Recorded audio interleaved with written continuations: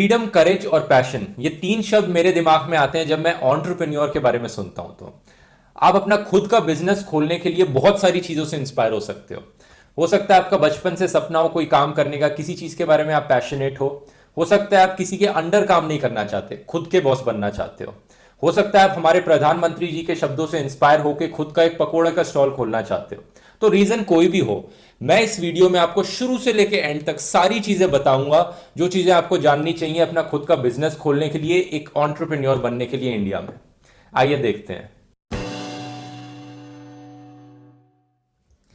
तो दोस्तों, कोई भी बिजनेस या स्टार्टअप करने के लिए सबसे पहली स्टेप आपके लिए है कि आपको एग्जैक्टली पता होना चाहिए कि आप करना क्या चाहते हैं, आपका आइडिया क्या है। यहां पे बहुत से लोग जो स्टार्टअप करने की सोचते हैं उनके दिमाग में आता है कि हमें कुछ ऐसा आइडिया सोचना है जो आज तक किसी ने भी ना सोचा हो। लेकिन मेरे हिसाब से गलत सोच है। इसके दो रीजंस हैं। एक तो यह है कि एक ऐसा आइडिया सोचना जो आज तक किसी ने भी ना सोचा हो, इसके बहुत ही कम चांसेस हैं कि आपके दिमाग में कोई ऐसी चीज आए, क्योंकि देश भर में 1 बिलियन से ज्यादा लोग हैं। बहुत कम चांसेस हैं इसके।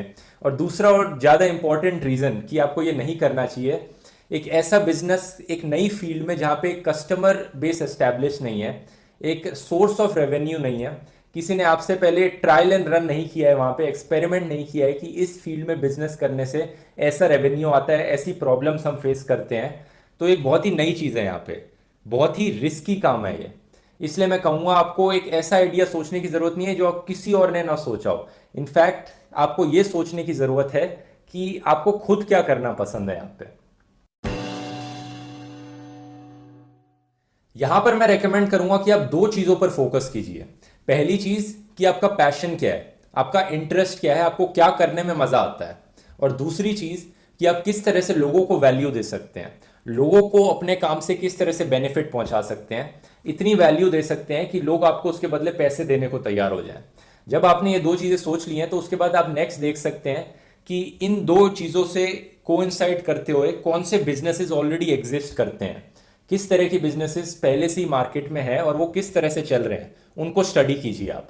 एग्जाम्पल के तौर पे, अगर आपको एडवेंचर स्पोर्ट्स में बहुत मजा आता है, मान लो रिवर राफ्टिंग करने में आपको बहुत मजा आता है, तो यहाँ पे एक चीज हो गई। दूसरी चीज आप देख सकते हैं फिर कि रिवर राफ्टिंग करके एडवेंचर स्पोर्ट्स करते हुए आप लोगों को किस तरह से बेनिफिट्स कर सकते हैं, बेनिफिट दे सकते हैं। तो इसमें आ गया कि आप एक एडवेंचर स्पोर्ट्स की कंपनी खोल सकते हैं फॉर एग्जाम्पल। अब ये दोनों चीजें सेटिस्फाई हो गई, तो आप एक एडवेंचर स्पोर्ट्स की कंपनी खोलने से पहले आप देखिए कि पहले से ही किस किस टाइप की एडवेंचर स्पोर्ट्स की कंपनीज एग्जिस्ट करती हैं इंडिया में और वो किस तरह से फंक्शन कर रही हैं। उनको स्टडी कीजिए, उनको कॉल करके पूछिए आपका बिजनेस किस तरह से चलता है और उनका बिजनेस मॉडल किस तरह से है बेसिकली। ये करने के बाद नेक्स्ट स्टेप है कि आप अपना एक बिजनेस प्लान तैयार करो। मान लो आप कल से बिजनेस स्टार्ट करना चाहते हो अपना, तो कल से लेके अगले 1 साल तक, जब आपका पहले साल तक जो बिजनेस चलेगा उसका पूरा बजट रिपोर्ट तैयार करो कि आपको कितने पैसे लगेंगे बिजनेस को स्टार्ट करने में, कितना कैपिटल और इन्वेस्टमेंट लगेगा और पूरे 1 साल में क्या क्या खर्चे आएंगे और कितना आप प्रॉफिट बनाओगे। और जो आपको कैपिटल और इन्वेस्टमेंट की जरूरत होगी बिजनेस को स्टार्ट करने के लिए, वो कहाँ से लाओगे? आप अपने दोस्तों से बोरो करोगे, अपने फैमिली से पैसे मांगोगे बिजनेस स्टार्ट करने के लिए, या बैंक से लोन लोगे? यहां पर मैं रेकमेंड करूंगा कि ऐसे ही बिजनेस आप स्टार्ट करो जिसमें आपको बैंक से लोन लेना ना पड़े या कोई थर्ड पार्टी से पैसे लेने की जरूरत ना पड़े। आप ऐसे बिजनेस स्टार्ट करो जिसमें कि आपकी फैमिली अफोर्ड कर पाए आपको जो इनिशियल इन्वेस्टमेंट है उस बिजनेस की देने के लिए। क्योंकि बैंक के चक्कर में पड़ जाओगे तो बहुत प्रॉब्लम्स पड़ सकती हैं और भारी नुकसान उठाना पड़ सकता है अगर आपका बिजनेस फेल हो गया बाद में। तो ऐसे ही बिजनेस सोचो जिसमें कि आप खुद से अपनी इन्वेस्टमेंट कर पा रहे हो, इतने पैसे हैं आपके पास, या फिर आपके फैमिली और फ्रेंड्स देने को तैयार है उतने पैसे। ये चीज मैं शुरू शुरू के लिए रेकमेंड कर रहा हूं। एक बार आपका बिजनेस एस्टैब्लिश हो गया, उसके बाद उसको नेक्स्ट लेवल पे ले जाने के लिए फिर आप लोन लेने की सोच सकते हैं। इस तरह से जो रिस्क है वो कम से कम रहेगा। और यहाँ पे आप पैसे किसी से भी बोरो करो दोस्तों, लेकिन जो जरूरी चीज है वो ये है कि आपका जो बिजनेस प्लान है, जो बिजनेस रिपोर्ट बनाई है आपने 1 साल की, वो जितनी ज्यादा डिटेल्ड हो सके उतनी ज्यादा डिटेल्ड हो वो, ताकि कोई भी आपके बिजनेस प्लान को देखे तो वो भी कन्विंस हो जाए कि हाँ भाई ये वाला बिजनेस तो काम करेगा, मतलब हम इसमें अगर पैसे लगाएंगे तो नुकसान नहीं होगा हमारा, उल्टा प्रॉफिट ही निकल के आएगा बिजनेस से। अब जब आपने अपना 1 साल का बिजनेस प्लान सही तरीके से बना लिया है तो हम नेक्स्ट स्टेप पे चल सकते हैं। नेक्स्ट स्टेप ये है कि आपके बिजनेस को गवर्नमेंट में रजिस्टर करवाया जाए। अब जिस तरह का आपका बिजनेस होगा उस पर डिपेंड करके अलग अलग टाइप के तरीके से बिजनेस को रजिस्टर करवाया जा सकता है। अलग अलग टाइप की बिजनेस एंटिटीज कहते हैं इसको, जो अलग अलग तरीके होते हैं। मैं सारे तो नहीं बताऊंगा, मैं मेन तरीके आपको बता देता हूं क्या क्या होते हैं। सबसे पहला, सबसे पुराना और सबसे आसान तरीका आपके बिजनेस को रजिस्टर करने का है सोल प्रोप्राइटरशिप। प्रोप्राइटरशिप एक ऐसी बिजनेस एंटिटी है, एक ऐसा तरीका है बिजनेस को रजिस्टर करने का जिसमें कि बिजनेस के ओनर आप खुद ही हैं। जो भी बिजनेस का प्रॉफिट और लॉस होगा वो आपका खुद का प्रॉफिट और लॉस होगा। तो एक तरह से कहा जा सकता है कि आप पर्सनली लायबल हैं बिजनेस के साथ जो भी हो रहा है उसमें। बहुत सारे स्मॉल बिजनेस ओनर्स इसको यूज करते हैं, जैसे कि कोई दुकानदार है वो अपनी दुकान को एज अ प्रोप्राइटरशिप रजिस्टर करवाएगा। अगर आप एक पकोड़े वाला बनना चाहते हैं तो आप अपने बिजनेस को एज अ प्रोप्राइटरशिप रजिस्टर करवाएंगे। प्रोप्राइटरशिप के काफी फायदे हैं।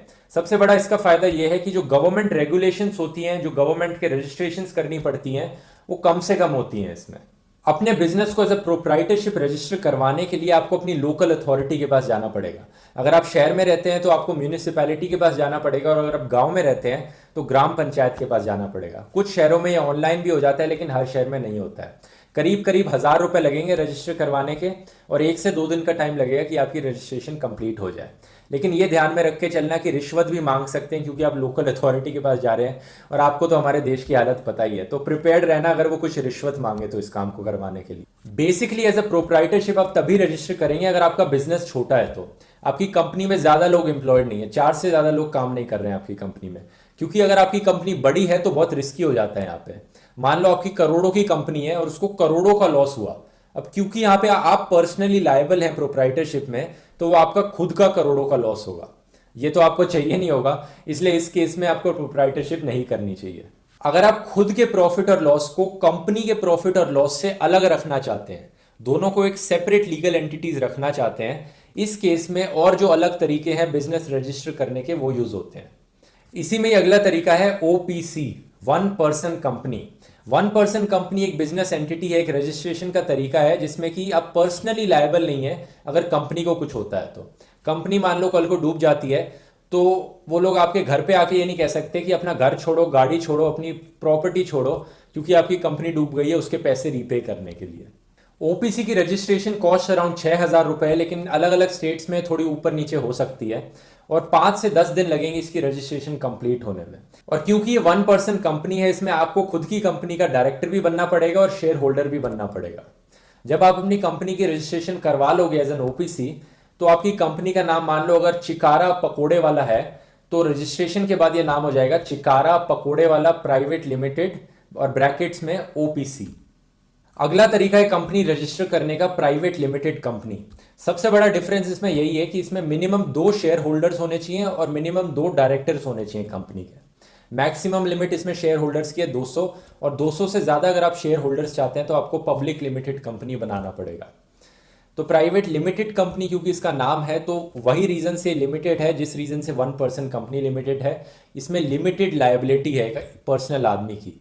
इस कंपनी की जो शेयर होल्डर्स हैं उनकी लिमिटेड लायबिलिटी है कि अगर कंपनी को कुछ हो जाता है, कंपनी डूब जाती है, तो उसके शेयर होल्डर्स को पर्सनली वो नुकसान नहीं चुकाना पड़ेगा।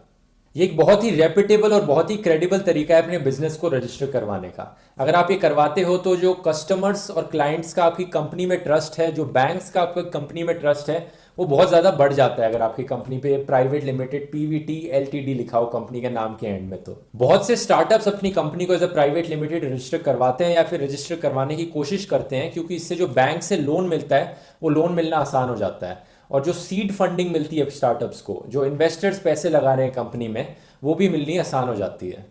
इसकी कॉस्ट है अराउंड 7,000 रुपए, और आपकी कंपनी को रजिस्टर करवाने में अराउंड 5 से 10 दिन लगेंगे। ऑब्वियसली क्योंकि ये बहुत ही ट्रस्टेबल है प्राइवेट लिमिटेड, तो गवर्नमेंट की तरफ से जो रेगुलेशंस होती हैं वो भी बहुत ज़्यादा बढ़ जाती हैं इसमें। लेकिन इस वीडियो के एंड में मैं आपको एक आसान तरीका बताऊंगा आपकी कंपनी को रजिस्टर करवाने का। एक और कंपनी रजिस्ट्रेशन के तरीके के बारे में मैं बात करना चाहूंगा, और ये है लिमिटेड लायबिलिटी पार्टनरशिप। ये तब काम आता है जब आप कोई प्रोफेशनल हो किसी फील्ड में, जैसे कि डॉक्टर्स हो गए, इंजीनियर्स हो गए, या चार्टेड अकाउंटेंट्स हो गए। और ये तब काम आता है जब आप एक कंपनी फॉर्म करते हो एक लिमिटेड टाइम के लिए, जिसको आपको बाद में डिसॉल्व कर देना होता है। जैसे कि मान लो आप एक बिल्डर हो और आपको एक बिल्डिंग बनानी है, जिसके लिए आपने एक कंपनी खोली, जिसमें आपने मजदूरों को एम्प्लॉय किया, इंजीनियर्स को एम्प्लॉय किया, आर्किटेक्ट्स को एम्प्लॉय किया। लेकिन जब वो बिल्डिंग बन गई पूरी, तब आपको उस कंपनी की कोई जरूरत नहीं, तो आपने उस कंपनी को डिसॉल्व कर दिया। यहां पे ये लिमिटेड लायबिलिटी पार्टनरशिप काम में आती है। मैंने जो 4 तरीके आपको बताए हैं वो 4 मेन तरीके हैं। आप में से ज़्यादातर लोगों को वही 4 तरीके काम में आएंगे। बस आप इतना जान लीजिए कि अगर आप कॉरपोरेट फील्ड में डील करना चाहते हैं, बड़ी बड़ी कंपनीज के साथ डील करना चाहते हैं, तो प्राइवेट लिमिटेड ही प्रेफरेबल तरीका होता है। और अगर आप अपना ही एक छोटा सा बिजनेस रखना चाहते हैं, ज़्यादा रेगुलेशंस में नहीं पड़ना चाहते, तो प्रोप्राइटरशिप एक अच्छा तरीका है। चलिए दोस्तों, अब आपने कंपनी रजिस्ट्रेशन करवा ली है और अब नेक्स्ट स्टेप है कि आपको अलग अलग टाइप की टैक्स रजिस्ट्रेशंस करवानी है। जीएसटी रजिस्ट्रेशन इसमें नंबर 1 पे है। अगर आपकी कंपनी का टर्नओवर 20 लाख से ऊपर है एक साल में, तो आपको जीएसटी रजिस्ट्रेशन करवानी पड़ेगी। कुछ नॉर्थ की स्टेट्स में मिनिमम अमाउंट 10 लाख का है और आपको तब भी करवानी पड़ेगी जीएसटी रजिस्ट्रेशन अगर आप इंपोर्ट एक्सपोर्ट में बिजनेस करते हैं, या फिर स्टेट्स के बीच में हो रहे इंपोर्ट एक्सपोर्ट में बिजनेस करते हैं, या फिर ई कॉमर्स से रिलेटेड बिजनेस करते हैं। तो अगर आप इंपोर्ट एक्सपोर्ट का बिजनेस करते हैं तो आपको इंपोर्ट एक्सपोर्ट कोड रजिस्ट्रेशन भी करवानी पड़ेगी। कुछ स्टेट्स में एक अलग टाइप का टैक्स है जिसका नाम है प्रोफेशनल टैक्स रजिस्ट्रेशन, जो कि आपको करवानी पड़ेगी अगर आप उन कुछ स्टेट्स में रहते हैं। तो अगर आपकी कंपनी में 10 से ज्यादा एम्प्लॉयज हैं तो आपको एम्प्लॉय स्टेट इंश्योरेंस रजिस्ट्रेशन करवानी पड़ेगी।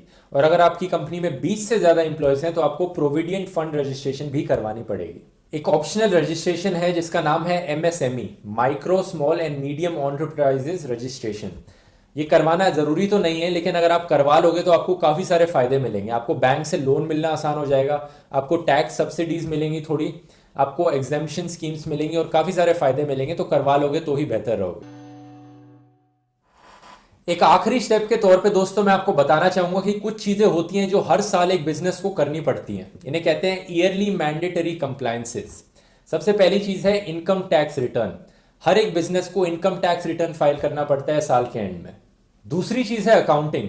ये एक बहुत ही इंपॉर्टेंट चीज है जो आपको करनी होती है और मैं कहूंगा आपको ढंग से करनी चाहिए। ये एक बैलेंस शीट होती है जिसमें आपका सारा प्रॉफिट लॉस, कहाँ खर्चा हुआ है, कहाँ से पैसे आए हैं, कितने आए हैं, इन सब की एक बहुत ढंग से बैलेंस शीट मेंटेन करके रखनी होती है। या तो आप इसके लिए एक अकाउंटेंट को हायर कर सकते हैं, या फिर आप अगर एक छोटी कंपनी है आपकी तो ये काम आप खुद ही कर सकते हैं। जीएसटी के लिए अगर आप रजिस्टर्ड हैं तो आपको जीएसटी रिटर्न फाइल करना होता है। मंथली और क्वार्टरली कंप्लायंसेस होती हैं इसमें।